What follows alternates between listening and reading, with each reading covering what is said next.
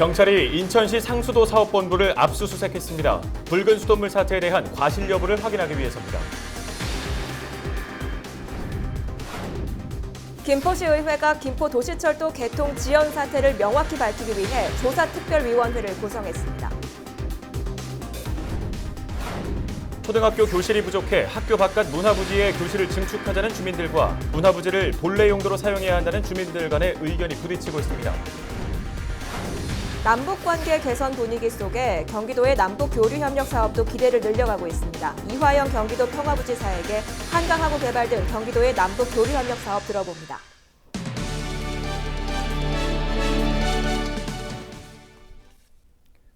시청자 여러분, 안녕하십니까? 헬로티비 뉴스 시작합니다. 오늘의 첫 소식입니다. 경찰이 인천시 상수도 사업본부를 압수수색했습니다. 붉은 수돗물 사태에 대한 행정기관의 과실 여부를 확인하기 위해서인데요. 박남춘 인천시장은 책임을 져야 할 일이 있다면 책임을 지겠다고 밝힌 바 있습니다. 경찰의 수사 방향에 지역사회의 관심이 집중되고 있습니다. 이재필 기자가 보도합니다. 수사관들이 박스 3개 분량의 자료를 확보해 차에 실습니다. 인천지방경찰청 지능범죄수사대는 11일 오전 9시 인천시 상수도 사업본부 급수실과 인천서구 공촌 정수장을 압수수색했습니다. 경찰은 수계 전환에 관한 작업 일지와 정수장 내부 CCTV 등을 확보한 것으로 알려졌습니다. 지난달 20일 인천 서구 지역의 커뮤니티 관계자는 박남춘 인천시장과 전 인천 상수도 사업본부장인 김모 씨를 직무유기 등의 혐의로 고발했습니다. 경찰은 고발장을 접수한 지 3주 만에 관련 기관에 대한 압수수색을 결정했습니다. 경찰은 붉은 수돗물 피해 과정에서 행정당국의 과실은 없었는지 집중 확인할 방침입니다. 또 사태 초반 인천시 상수도 사업본부가 붉은 수돗물 사태를 고의적으로 은폐하려 했는지도 조사 대상입니다. 한편 박남춘 인천시장은 최근 열린 취임 1년 기자간담회에서 책임 소재가 명확해진다면 본인을 포함해 지위 고하를 막론하고 책임지도록 하겠다고 약속한 바 있습니다. 사태와 관련한 책임 규명은 정부 감사와 사법기관의 조사를 통해 명확한 판단이 내려질 것입니다. 정부에 요청한 감사를 통해 합당한 후속 인사 조치도 취할 것입니다. 저 또한 책임을 져야 할 일이 있으면 응당 책임을 질 것입니다. 경찰은 압수물 분석이 끝나는 대로 박남춘 인천시장과 전 인천 상수도 사업본부장의 소환 조사 여부를 결정할 방침입니다. 헬로티비 뉴스 이재필입니다. 김포도시철도 개통 지연 사태에 대해 정치권도 관계기관 협의에 나서고 있습니다. 김포 지역구 의원인 김두관 국회의원은 10일 한국교통안전공단과의 긴급대책회의 결과 김포시가 주행안전성 검사를 받으라는 한국교통안전공단의 권고를 무시한 것을 확인했다며 일부 조치가 완전하게 되지 않은 부분도 발견됐다고 밝혔습니다. 그러면서 김현미 국토부 장관에게 최종 개통 승인 권한을 가지고 있는 국토부를 중심으로 개통 지연 사태를 해결할 TF를 구성하자고 제안했다고도 덧붙였습니다. 한편 김포 지역구 국회의원인 김두관 의원과 홍초로 의원은 오는 12일 국토교통부, 한국교통안전공단, 철도기술연구원을 비롯한 관계기관과 대책회의를 가질 예정입니다. 김포도시철도 개통 지연 사태에 대한 조사특별위원회가 꾸려집니다. 김포도시철도 개통지연조사특별위원회는 김포시의회 7명으로 구성되며 오는 15일부터 47일 동안 활동에 들어갑니다. 김종혁 조사특위위원장은 김포도시철도 개통 지연 전반에 나타난 각종 의혹과 문제점을 명확히 밝혀 대의기관으로서의 역할을 다하겠다고 밝혔습니다. 김포도시철도 개통 지연 시민설명회에 참석했던 김포시 공무원과 시민 차량 사이에 접촉 사고가 발생해 경찰이 조사에 나섰습니다. 지난 8일 저녁 8시 반쯤 김포도시철도 개통 지연 설명회가 열렸던 아트센터 주차장에서 시민 A씨가 운전하던 차량과 김포시 공무원 B씨 사이에 접촉 사고가 있었습니다. 시민 A씨는 인터넷 커뮤니티 게시글을 통해 자신의 차량 앞에 있던 김포시장 관용 차량을 피해가려다 발생한 사고라고 주장하고 있지만 공무원 B씨는 도시철도 개통 지연에 분노한 A씨가 고의로 낸 사고라고 주장하고 있습니다. 경찰은 시민 A씨에 이어 공무원 B씨를 불러 조사하는 등 자세한 사건 경위를 조사하고 있습니다. 인천시 강화군의 한 펜션에서 페인트 작업 중 사고가 발생했습니다. 지난 10일 오후 6시 43분쯤 펜션 주인 56살 A씨는 지하실 물탱크 안에서 페인트 작업을 하던 중 산소 부족으로 쓰러졌는데요. 투숙객인 47살 B씨 부부가 물탱크를 부수고 펜션 주인을 구조했습니다. 구조대는 A씨와 B씨 부부를 인근 병원으로 이송했습니다. 다행히 3명 모두 의식을 회복한 것으로 알려졌습니다. 네, 부천시 옥길동은 아이 수에 비해 초등학교 교실이 부족해 증축을 해야 하는 상황인데요. 하지만 교실 증축을 놓고 주민들 간에 다툼이 생기고 있다고 합니다. 급기야 일부 주민 대표들은 기자회견을 열고 이에 대한 입장을 밝히기도 했는데요. 자세한 내용 박석진, 황윤각, 옥길지구 입주자 대표 두 분과 얘기 나눠보도록 하겠습니다. 네, 먼저 앞서 얘기했지만 지금 산들초와 버들초의 교실 증축이 이루어지고 있는 상황인데 이 교실 증축을 어디에 하느냐를 두고 주민들 간의 공방이 이어지고 있다고 들었습니다. 어떤 상황인 건가요? 지금 증축은 굉장히 시급합니다. 2021년도에 연례학급이 필요한데 그러기 위해서는 가을에 추경을 받아야 되고 그다음에 본 예산을 편성해서 내년에 받아서 1년 동안 지어야 되거든요. 그럼 지금은 주민들이 그러니까 학교 안에서 교육 주체 간에 합의가 되어져서 장소를 정하고 진행을 해도 기간이 빠듯합니다. 그런데 여기에 지금 정치인이 끼어들고 몇몇 분들이 나서서 새로운 대안을 운동장 저도 싫죠. 새로운 대안을 찾아서 나가는데 지금은 그러다 보면 정말 필요한 시간을 놓치게 되어지고 공사 기간이 급해지고 그러면 그 문제는 결국은 아이들이 피해를 보게 되니까 지금은 교실 없는 상황을 피할 수 있는 방법으로 합의를 해야 되는 상황입니다. 네, 2021년까지 무려 14학급이 필요한 상황인 건데요. 그러면 문화부지에 산들초등학교를 증축하면 안 되는 건가요? 그 부분은 저희가 이제 버들초등학교 쪽입니다. 근데 이제 버들초등학교가 작년에 똑같은 과정을 거쳤습니다. 증축이 필요한 상황이었고 그때 신설이라든지 똑같이 저희 쪽 옆에도 부지가 또 있는데 그 부지를 사용하는 것에 대해서 검토를 했습니다. 그때 검토하에서 이제 부천시나 교육지원청의 이제 의견은 이 부분을 사용하려고 하면 옥길지구 내 입주민 이제 동의라든지 협의가 필요하다라는 이제 이야기를 듣게 되었고 그 부분을 이제 입주자 대표 쪽에서 검토해 본 결과 물론 학교 문제가 심각하지만 그 부분을 모든 옥길지구 입주민이 동의하지는 않겠다. 그 부분을 얘기를 듣고 대안이 없어서 저희는 이제 운동장으로 증축을 하는 것으로 결정을 했습니다. 그리고 문화부지에 대한 저희 옥길지구민들의 생각은 좀 더 크고 좀 더 필요한 시설들이 들어올 수 있는 환경이었으면 좋겠다라는 바람이 있습니다. 뭐 수영장이 들어온다고 하는데 지금은 뭐 25m 7개 레인 그것도 이제 저희 옥길지구에 학생들이 많다 보니 생존 수영을 하려면 최소 10개 레인은 필요합니다. 그래서 그런 부분 그리고 어린이집도 굉장히 부족합니다. 부천시에서 어린이집 관련돼서 대책을 지금까지 크게 해주신 게 없습니다. 그 부분에 대해서도 1층에 100명 이상 대규모의 어린이집을 지어줬으면 좋겠다. 그리고 맞벌이도 굉장히 많거든요. 맞벌이가 많다 보니까 100명 이상의 또 돌봄 교실을 거기에다가 같이 넣어달라. 네. 이런 식으로 저희는 문화부지를 좀 더 크고 활용할 수 있고 이런 쪽으로 좀 접근을 했으면 좋겠는데 그 부분에 중축을 하게 되면 그런 부분에 대한 제약이 생기기 때문에 네, 알겠습니다. 이 교실 증축을 하는데 뭐 학교 운동장에 지을 것이냐 아니면 아이들이 뛰어노는 곳에 짓기보다는 옆에 있는 문화부지를 활용할 것이냐를 두고 공방이 이어지고 있는 상황인데 지금은 문화부지를 어떻게 활용하면 좋겠는지에 대한 의견을 주신 것 같고요. 그러면 이 문제를 주민들끼리 해결하기에는 굉장히 한계가 있어 보이는데 주민들이 현재 교육당국이나 부천시에 요구하고 있는 사항들이 있다고요? 지금 학부모와 비학부모, 내지 학부모 대 학부모, 그다음에 단지별로 의견이 갈라지고 심각하게 논쟁을 하고 다투고 있거든요. 그런데 이 문제를 중재하고 해결해야 되는 게 교육당국이잖아요.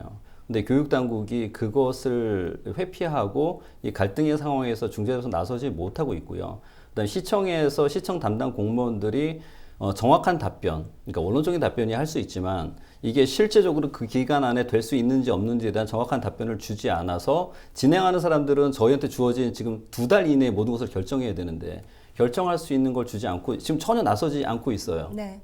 그러니까 그렇기 때문에 이 문제를 나서서 풀고 해명하고 상황을 정리해야 될 사람들이 입주민들한테 그냥 넘겨놓고 산들초 학부모들 그 마음 알죠? 저도 산들초 학부모고 그 마음을 그냥 지켜보고 있어요. 결정하면 우리가 해줄게. 이게 정책자들이 아니잖아요. 예. 그런 부분에 있어서 분명히 책임의식을 가지고 이 부분은 좀 더 한 발짝 나서야 된다고 생각합니다. 네, 잘 알겠습니다. 아무래도 아이들이 공부를 하는 공간인 만큼 문제가 해결되지 않으면 가장 큰 피해를 보는 것도 아이들일 겁니다. 조속한 문제 해결이 필요해 보이네요. 오늘 두 분 말씀은 여기까지 듣도록 하겠습니다. 감사합니다. 네, 고맙습니다. 감사합니다.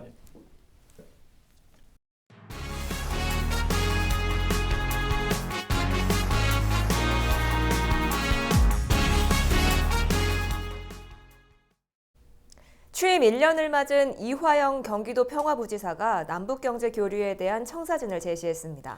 최근 판문점 남북미 정상회담으로 한반도의 평화의 바람이 다시 불면서 경기도의 남북교류 협력 사업도 탄력을 받을 전망입니다. 이화영 평화부지사를 김호 기자가 만나봤습니다. 많은 준비가 되어져 있었었는데 뜻하지 않게 북미 회담이 좌초하면서 현실화되지 않은 것은 많이 아쉽고요.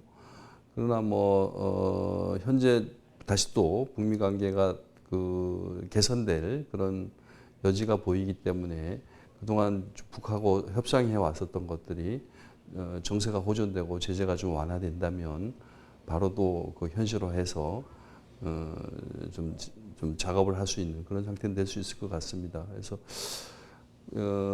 취임 1주년을 좀 도전이 많이 있었고 그 도전에 대해서 좀 성과는 있었는데 아쉬운 면도 많은, 아직까지 그것이 좀 현실화되지 않은 아쉬운 면도 많이 있는 그런 1년이었던 것 같습니다.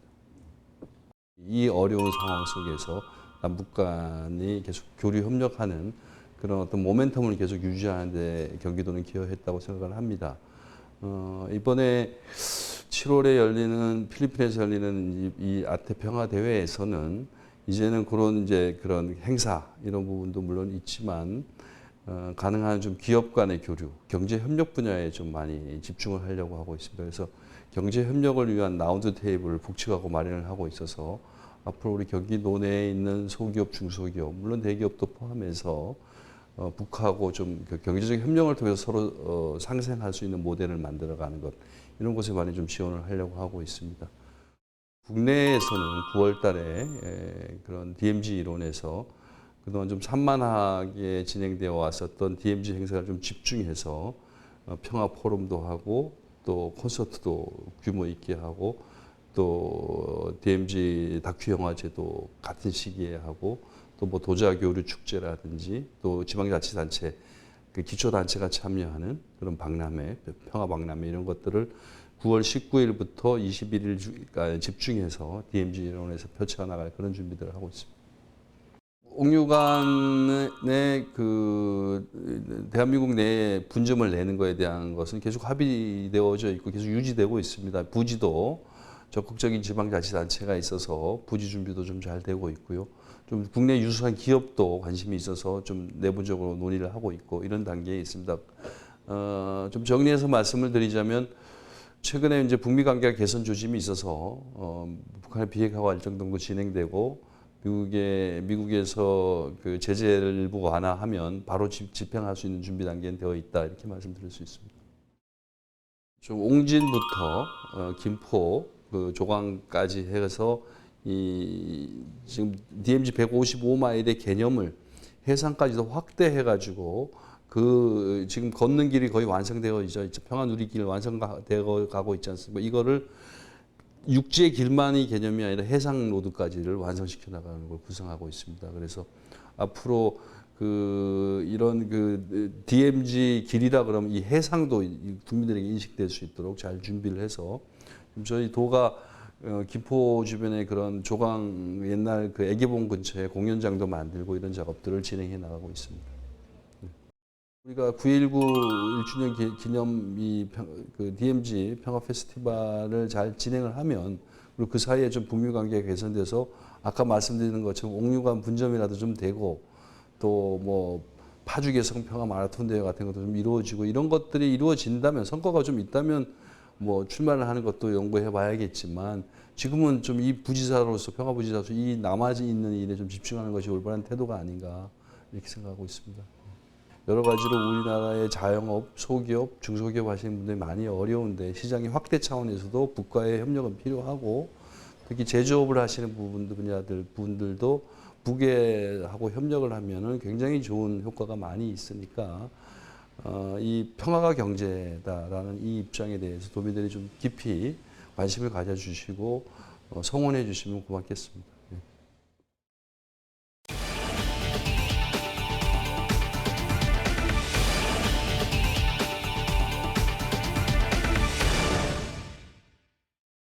경기도 준공영제 버스업체 기사들의 임금이 38만 원 오를 것으로 보입니다. 경기도 15개 준공영제 버스업체 노사는 10시간의 임금 교섭 끝에 기사 1인당 38만 원 인상하는 방안에 합의했습니다. 이에 따라 월 평균 308만 원이던 버스기사 임금은 12.3% 인상된 344만 원으로 오르게 됩니다. 하지만 여전히 서울 지역 버스기사 임금과 비교하면 월 48만 원의 격차가 발생해 연내에 한 차례 더 임금 교섭이 이루어질 전망입니다. 남북 분단의 상징인 DMZ의 세계문화유산 등재가 남북 공동으로 추진될 전망입니다. 경기도와 강원도 문화재청은 DMZ의 세계유산 남북 공동 등재를 위한 업무 협약에 합의하고 함께 노력하기로 했습니다. 협약에 따라 경기도와 강원도는 DMZ 세계유산 등재 추진을 위한 실태조사와 학술연구 지원, 북측 참여를 위해 함께 협력하기로 했습니다. 또 문화재청은 실무협의체를 구성하고 추진 과정을 주관하기로 했습니다. 3기 신도시로 선정된 인천 계양 테크노밸리 예정부지에 멸종위기 2급 생물인 금개구리가 서식하고 있는 것으로 확인됐습니다. 인천 녹색연합 등 환경단체는 11일, 지난달 15일부터 6일 동안 계양 테크노밸리 예정부지에 대해 조사한 결과 금개구리 393개체가 서식하고 있는 것이 최종 확인됐다고 밝혔습니다. 환경단체는 계양 테크노밸리 예정부지 일대는 인천에서 유일하게 자연적으로 남아있는 금개구리 서식지인 만큼 신도시 계획을 전면 재검토해야 한다고 주장했습니다. 인천 유나이티드가 홈에서 수원 삼성에게 아쉽게 패해 꼴찌 탈출에 실패했습니다. 인천 축구 전용구장에서 열린 K리그 20라운드에서 인천은 정훈성과 이재성이 각각 한 골을 기록했지만 타가트에게 2골, 9대0에게 한 골을 허용해 2대3으로 패했습니다. 이번 패배로 승점을 챙기지 못한 인천은 승점 11점을 유지하며 승점 14점인 제주와 경남에 밀려 리그 꼴찌를 기록하고 있습니다.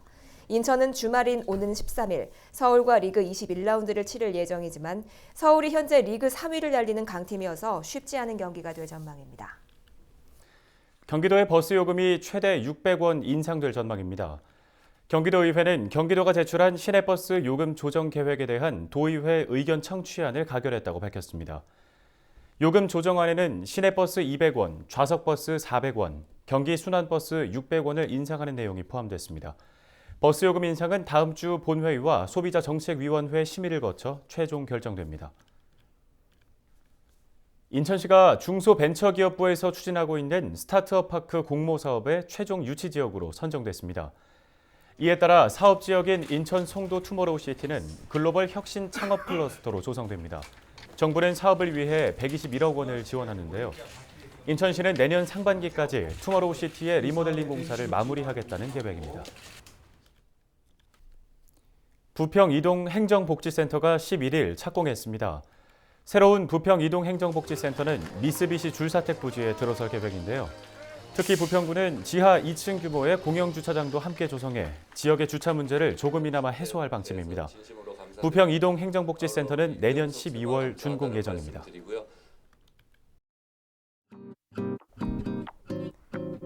날씨 알아보겠습니다. 초복일 금요일부터는 다시 장마가 소강 상태에 들겠습니다. 금요일 우리 지역의 아침 기온 20도, 낮 기온 27도 보이겠습니다. 주간 날씨 볼까요? 주말과 휴일 사이 곳곳에 소나기만 내리겠고 점점 더 더워지겠지만 당분간 폭염 수준까지 더워지지는 않겠습니다. 전국 날씨 보시죠. 서울의 아침 기온 20도, 강원도 춘천 19도, 전북 남원 20도, 부산 해운대 21도 보이겠습니다. 낮 기온은 서울 28도, 충북 청주 29도, 전남 순천 30도, 경남 장원 29도 예상됩니다.